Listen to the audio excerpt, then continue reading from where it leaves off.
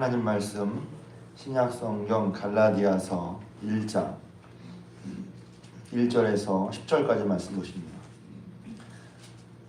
갈라디아서 1장 앞부분인데 얼마 꽤 됐죠. 작년에 수요 기도회 때 계속해서 갈라디아서 말씀을 봤습니다. 근데 이제 1장은 이제 갈라디아서 서론인 부분인데 갈라디아서가 또 편지잖아. 편지글이거든요. 그러니까 성경이지만 원래 갈라디아 교회에 쓴 편지죠.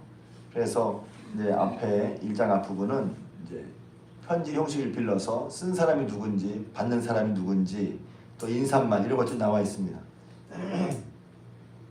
그래서 형식적이긴 하지만 형식적이죠. 근데 형식적인 여기라서 늘 그렇게 쓴 말이지만 그 속에 이제 바울의 고백이 들어가 있습니다. 바울의 고백. 그 고백이 뭐냐면 한마디로 이제 1절에 보면 이제 나는 바울이 여러분에게 편지를 보내는데 바울은 어떤 사람이냐? 예수 그리스도와 그를 죽은 자 가운데서 살리신 하나님 아버지 때문에 사도가 되었다. 이런 것입니다. 그러니까 이제 사도가 된 것이 사람에게서 난 것이 아니라 사람이 된 것이 아니라는 거예요. 사람이 뽑은 것이 아니라 하나님께서 하나님을 말미암았다. 근데 하나님 어떤 하나님이냐면 예수 그리스도와 그를 죽은 자 가운데 살리신 하나님 아버지 때문에 있습니다. 그래서 자기를 소개할 때도 어떤 고백이 들어가냐면 십자가에 죽으셨다가 살아나신 예수 그리스도, 그를 살리신 하나님 아버지를 고백하고 있는 것이죠. 그러니까 쉽게 말하면 나로서 내가 누군지를 말할 때, 사도로서 자신을 말할 때 그 근원 혹은 그 기원, 그 정체성을 뭐에 두고 있냐면 하나님과 예수 그리스도에 두고 있단 말이죠. 그러니까 내가 누군지 설명할 때 내가 누구지? 그걸 우리는 뭐부터 설명하죠? 이름이 뭐고, 또 어디서 태어났고, 우리 부모님 누구고 이 설명하잖아요. 근데 그거 재밌어요. 사람이 자기를 누구라고 설명하지?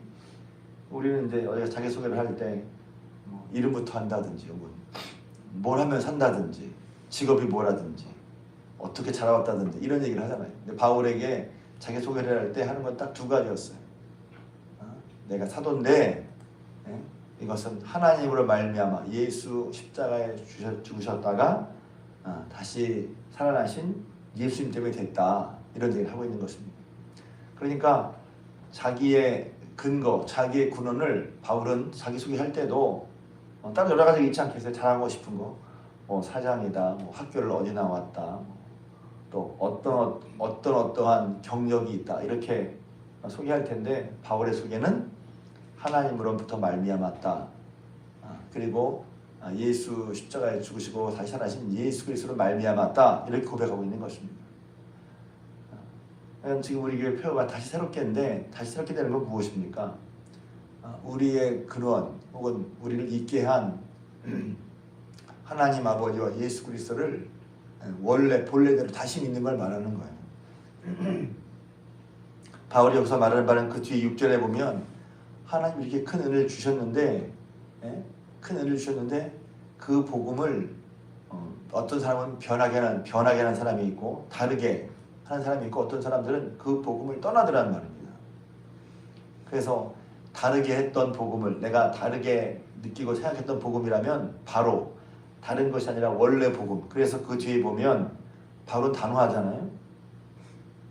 그래서 제가 얼마 전에 이제 상황에 대한 규범, 상황, 실존에 대한 말씀을 드렸는데 어떤 분은 사랑을 하니까 이단도 사랑해야 된다. 맞죠? 그 사람들도 돌아오면 받아들여줘야죠. 근데 이단 자체를 사랑하니까 그냥 내버려둔다? 할 수 없는 거란 말이죠. 그래서 바울은 여기서 뭐라고 말하냐면 두 차례나 다른 복음을 전한다면, 변질된 복음을 전한다면, 바꾼 복음을 전한다면 저주를 받을 거라 이렇게 저주를 하고 있어요. 그냥 말로만 정말 저주를 받을 짓이라는 말이죠. 그것은. 그래서 내가 다른 복음을 따르고 있다면, 다른 복음을 내가 조장한다면, 혹시 나도 모르게 나도 다른 복음을 따르고 있다면 그리스도의 원래 복음을 제대로 믿거나 전하거나 다른 복음을 따라가기 때문에 그건 저주받을 짓이라는 말이죠. 그러니까 분명히 복음을 알아야죠. 4절에 보면 그래서 짧은 한 구절이지만 4절 5절이 이제 오늘 이 말씀드리고 싶은 핵심입니다. 예수님께서 그러니까 이제 예수님께서 우리 땅에 오셨고 우리를 하신 일들을 이제 각 상황마다 바울이 다르게란 말은 뭐냐면 다른 식의 설명을 하고 있는 거죠. 근데 이제 그게 짧은 시간에 신앙의 핵심을 말해주고 있는 거예요. 4절에 보면 그리스도께서 하나님 곧 우리 아버지의 뜻을 따라 이 약한 세대에서 우리를 건지시려고 우리를 대속하기 위해 자기 몸을 주셨으니 영광이 그에게 세세토록 있을지어다. 네 가지를 말하고 있어요. 첫 번째는 뭐냐면 그리스도께서 하나님 곧 우리 아버지의 뜻에 따라 그랬어요. 그래서 예수님이 오신 것은 그냥 스스로 좋아서 오신 게 아니라 하나님 아버지의 뜻에 따라 오신 거예요. 예수님 오신 것은 그냥 혼자서 이렇게 해야지 하고 오신 것이 아니라 하나님 아버지의 뜻을 받들어 오신 거란 말이죠. 그래서 이제 십자가 생각할 때 예수님 십자가는 여러 가지 있다고 그랬잖아요. 고난의 십자가지만 오늘 보면 예수님의 십자가를 하신 것은 뭐냐면 하나님의 뜻에 따라 곧 순종의 십자가란 말이죠. 주님의 십자가는 우리에게 순종을 보여주는 거예요. 왜? 그분이 오신 이유가 오셔서 십자가를 지신 이유가 뭐냐면 첫 번째는 하나님의 뜻에 따라라는 것입니다. 그래서 십자가는 뭘 보여주냐면 예수님이 하나님 아버지의 뜻을 이루시기 위해서 자기의 모든 것을 마지막 십자가까지 지셨다는 것을 우리에게 보여주는 거예요. 그럼 다시 새롭게 한다는 것은 무엇이죠? 우리가 예수 그리스도의 은혜를 받은 우리가 어떻게 예수 그리스도를 섬겨야 하는가, 어디까지 섬겨야 하는가, 얼만큼 섬겨야 하는가, 섬겨야 하는가, 어떻게 어떤 자세와 각오와 태도로 주를 따라야 하는가 하는 것을 보여주고 있는 거예요. 바쁘고 힘들고 그러니까 예수님 믿는 것이 또 주를 섬기는 것이 마땅치가 않고 힘이 들죠. 그런 것도 분명히 있습니다. 사느라고 사는 게 전쟁이라 바쁘고 힘들죠. 맞아요. 그런 것도 있어요. 그런데 또 한편으로 보면 그런 가운데 예수님을 따라가려고 하는데 예수님을 올바로 믿으려고 하는데도 보면 여기 보면 아버지 뜻을 따라 하셨는데 예수님도 하나님의 뜻을 따라 사시기 위해서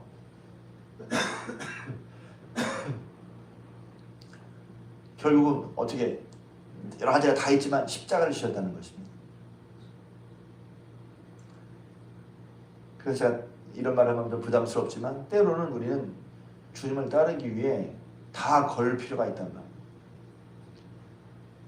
좀 말이 이상하죠. 평상시에는 다 걸지 않고 설렁설렁 그런 뉘앙스가 아니라 이제 어느 때는 예수를 이렇게 믿어야 돼? 예수 믿고 이렇게까지 해야 돼? 그런 때도 있죠. 그런데 이제 예수님께서 하나님의 뜻을 이루시기 위해서 어떻게 하셨는가 잘 봐야죠. 그래서 처음엔 신앙생활을 이제 자기 편의대로 하는 걸 수 있어요. 잘 모르니까. 근데 알고 보면 예수님이 하나님의 뜻을 이루시기 위해서 어떻게 하셨냐면 십자가를 지셨단 말이죠.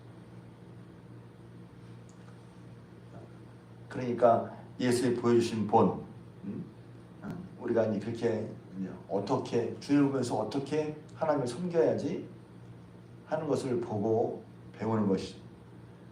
그래서 예수님께서 오신 것은 첫 번째 아버지, 그리스도께서 오신 것은 아버지의 뜻을 따라 오셨고, 두 번째는 그렇게 목적이죠. 어떻게 이 악한 세대에서 우리를 건지시려고 했다는 거예요. 두 번째, 주님이 왜 오셔야 했냐면 이 악한 세대 우리를 건지시려고 오셨다는 것이죠. 악한 세대에서 우리를 건지시려고. 이제 그게 따라 말하면 구원이죠. 그러니까 하나님의 뜻도 뭐냐면 우리를 악한 세대에서 건지시려고 하시는 거예요. 예수님 그 뜻을 이루시기 위해서 아버지 뜻에 따라 우리를 악한 세대에서 건지시려고 했다는 것입니다. 그러면 우리가 이제 그 뜻을 안다면 우리가 악한 세대 속에서 악한 세대처럼 살아갈 수가 없는 거죠. 악한 세대와 구별된 악한 세 세대 속에서도 하나님의 뜻에 따라 그리스도를 따르는 사람으로 살아야 이제 구원의 이유와 목적을 아는 것입니다. 우리는 그냥 나 구원받았어, 죄의 무산 받았어, 지옥 갈게 면해졌어. 그것도 좋아요. 그것도 너무 중요한 것이죠. 근데 그렇게 구원시켜 주신 이유는 뭐냐면 악한 세대를 건지시려고, 악한 세대와 다르게 살게 하시려고 하는 것입니다. 그냥 건져서 이렇게 했으니까 전에 살던 것처럼 똑같이 살고 구원을 받았으니까 똑같이 살아, 이게 아니란 말이죠. 악한 세대에서 우리를 건지시려고 하셨다는 것입니다. 그러니까 우리 이 세상에 살아가지만 이 세상 사람들처럼 사는 것이 아니라 우리를 악한 세대에서 건지신 예수 그리스도를 본받고 하나님의 뜻을 따라 사는 것이 마땅하다는 거예요. 그게 하나님이 우리를 사랑하셔서 우리에게 예수를 보내신 이유란 말이죠. 세 번째는 방법은 뭐냔 말이에요. 악한 세대, 목적이 뭐냐면 악한 세대를 구원하시려고 했는데 어떻게 우리를 악한 세대로 구원하셨어요? 우리 죄를 대속하기 위하여 자기 몸을 주셨다는 거예요. 여기서 이제 십자가를 지신 거죠. 우리를 대속하시, 우리 죄를 대속이란 말이 우리의 죄값을 대신 갚으시기 위해서. 우리가 죄를 지어서 우리 죄값을 내가 치러야죠. 죄값은 무엇입니까? 사망이잖아요. 죄의 삭은 사망이라. 로마서 3장에 있는 말씀이죠.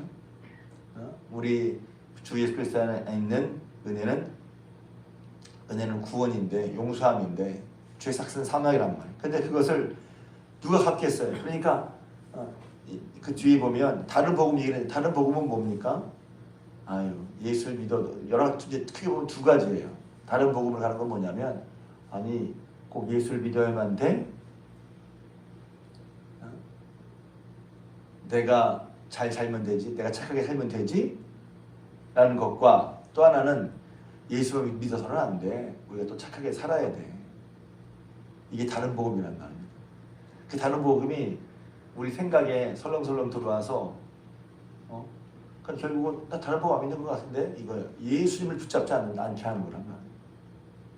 예수님만 붙잡고 예수님만 따르게 되는데 어느 순간 다른 복음이 들어와서 예수님 아닌 다른 거. 그러니까 선행하지 말라는 게 아니에요. 구원을 위해서 우리가 하나님께 의롭다 하심을 얻기 위해서 예수님이 죽으셨는데 그 예수님 죽으심을 말미암는 대속과 대속의 은혜를 붙잡고 그것 때문에 내가 새로워지고 구원 얻은 건데 그것을 붙잡고 의지하지 않고 내 힘으로 뭔가 하나님 의롭다면 얻으려고 하는 거예요. 내가 내 힘으로 구원 얻을 수 있다. 구원의 근거와 구원의 능력을 하나님께, 예수님께 두지 않고 자꾸 나에게 두려고 하는 거란 말이에요. 그것이 아주 뿌리 깊게 나와 있다, 사람들에게. 그러니까 예수님만 믿는 거가 믿음으로 하는 건 안 돼. 착하게 살아야 할례도 받고 율법도 지켜야 구원을 받는 거야. 다른 복음. 굳이 의롭게 되면 예수 믿을 필요가 없어. 그러니까 그렇게 말을 하지 않지만 이제 반대 상대적으로 보면 예수님을 온전히 붙잡지 않는 것도 그런 영향이 있을 수 있는 거란 말이에요. 제가 가끔 얘기해요. 예수님 잘 믿는 게 중요하다. 왜 중요하죠? 예수님 외에는 없단 말이에요. 예수님 외에는 구원의 근거, 구원을 받고 살아갈 수 있도록 하는 능력과 힘, 위로와 소망, 예수님 외에는 없단 말이죠. 근데 사람들이 예수님을 떠나더라는 거예요. 여기서 보면 이 복음을 떠나 그리스도의 은혜로 너희를 부르신 이를 이같이 속히 떠나 다른 복음을 따르는 게 내가 이상하단 말이에요. 어떻게 그럴 수가 있지? 바울의 얘기하는 거란 말이에요. 다른 복음은 없다. 다른 복음을 전하거나 믿으면 저주를 받는 게 합당하다. 그 모습이 천사 같더라도 아무리 천사 같고 저 사람 정말 대단한 삶을 하더라도 다른 복음을 전한다면 저주받을 자라는 거예요. 바울은 단호하게 말하고 있습니다. 그러면서 뒷부분에 말하죠. 내가 사람을 기쁘게 하랴 하나님을 기쁘시게 하랴. 사람 귀에 맞는 얘기가 있단 말이에요. 이성적으로 논리적으로 세태에 사는 말이 있어요. 시대의 흐름에 유행에 사는 데의 마음을 이렇게 어루만진 얘기가 있단 말이에요. 그거 좋을 수 있어요. 근데 그게 복음을 멀리하는 거야? 복음을 약화시키는 거예요? 혹은 다른 복음을 나가게 하는 거야? 저주를 받을 짓이라는 거예요. 사람들이 아무리 좋아해도 아무리 인기 있는 말이고 마음에 와닿는 말이라도 복음에 합당하지 않으면 바울은 단호했단 말이에요. 내가 사람을 기쁘게 하랴 하나님을 기쁘시게 하랴. 사람들에 맞는 말, 사람들이 인기 있는 말, 사람들이 서로 하는 식의 얘기를 그러니까 사람들을 무시하거나 무조건 배타적이 되라거나 혹은 사람들 입장을 생각하지 말라 그런 뜻이 아니라 하나님을 기쁘시게 하는 거예요. 사람들이 좋게 하려는 거예요. 바울은 그것이 사람들이 때로 이해하지 못한다 하더라도 분명히 말했단 말이에요. 그래서 하나님이 보내신 원래 뜻, 하시려고 하는 뜻, 하시는 의도를 분명히 말하는 게, 분명히 알려주는 게, 그것이 뭐냐면 너희로는 구원받을 수 없으니 하나님의 아들 예수님을 보내시고 그 예수님께서 우리들을 대속하신 것이 하나님의 뜻인데, 그런 은혜를 떠나서 마치 자기 힘으로 구원받을 수 있는 것처럼, 예수님이 그렇게 대속의 피를 흘리신 예수님의 구원이 뭔가 부족한 것처럼 여겨서 그리스도 외에 다른 것을 의지하고 따르게 하는 그것을 바울은 볼 수가 없었다는 거예요. 그게 다른 복음이라는 거죠. 그러니까 그런 의미에서 요즘도 예수님 아닌 예수님을 온전히 붙잡고 따라가지 않고 다른 복음을 따르는 것처럼 하는 사람이 얼마든지 있을 수 있다는 거예요. 예수님을 붙들지 않고 예수님을 따르지 않고 또 예수님께 온전히 드리지 않고 다른 복음 하성을 말합니다. 바울은 거기에 단호했어요. 우리가 다시 새롭게 된 것은 뭐냐면 다시 예수님밖에 없다는 것을 알고 예수님 안에서 발견되고 예수님을 따르고 예수님을 붙잡고 또 예수님을 닮아가고 또 예수님의 교훈을 받고 그때 살려고 최선을 다해서 이기는 것처럼 그렇게 하는 게 다시 우리가 복음으로 말미암아 새로워지는, 다시 우리의 원래 그리스도의 은혜를 받을 수밖에 없었고 그리스도의 은혜를 받았기에 바울이 말한 것처럼 내 근본과 기원이 이렇다, 내가 이런 사람이라고 할 수밖에 없는 게 우리란 말이죠. 그래서 예수 그리스도께서는 하나님의 뜻을 따라 목적, 우리를 구원하시기 위해서 방법, 자기의 몸을 주셔서 우리들을 대속하셨단 말이에요. 다른 방법은 없어요. 우리의 죄값을 치를 다른 방법이 없단 말이죠. 그래서 5절 영광이 그의 세세토록 있을지어다. 그래서 주님은 영광스러움이에요. 왜? 그렇게 우리를 보내실 다른 분은 없어요. 누가 우리를 하나님으로부터 하나님께 다시 가게 하고 우리의 모든 죄를 대속하셔서 우리로 하여금 죄값을 치러 의롭게 하고 또 우리를 하나님의 자녀가 되게 하는 그 다른 사람은 없어요. 다른 것은 없단 말입니다. 오직 예수님 외에 이런 분이 없어요. 그러니까 그렇다면 우리가 예수님만이 그래, 그러면 그분께 영광을 돌려야 되잖아요. 그분을 귀하게 여겨야 되잖아요. 그분을 높게 여기고 그분께 함부로 하면 안 되잖아요. 왜? 이런 은혜의 걸 베풀어 주신 분은 예수님밖에 없어. 이런 은혜를 주신 예수님밖에 없어. 그러니 그 예수님을 존중해야죠. 영광 돌리는 건 맞는 말인데 너무 멀게 느껴져요. 그럼 내가 할 수 있는 건 뭐죠? 예수님을 존중해야 될 거 아니에요? 무슨 일이든지. 예수님을 먼저 생각해야 될 거 아니에요? 그러니까 그게 영광이 있다는 말은 영광, 약간 빈 말처럼 들리지 말고 그 영광은 그런 분은 없어. 우리를 위해서 그렇게 희생하신 분은 없단 말이죠. 내 인생을 위해서 그렇게 희생하신 분이 없어요. 내 생명을 위해서, 내 영생을 위해서 그렇게 희생하신 분이 없다고. 그러니까 그 예수님은 또 그 예수님으로만 우리 이런 일이 주어지니 그 예수님의 은혜를 안다. 야, 우리가 이런 걸 나 같은 것에게 이런 은혜를 베풀어 주셨어? 그러니까 그 은혜를 베풀어 준 예수님밖에 없으니 예수님을 찬양하고 예수님을 높이고 또 예수님을 사랑하고 또 예수님을 존중해 여기는 게 우리 신앙생활의 바른 모습이란 말이에요. 교회에서 내가 하는 일들이나 삶에서 하는 일들이 예수님을 얼마나 존중하고 있는지, 그냥 뭘 했다, 교회 주일 나와서 뭘 하고 뭐하고 먹었어, 끝.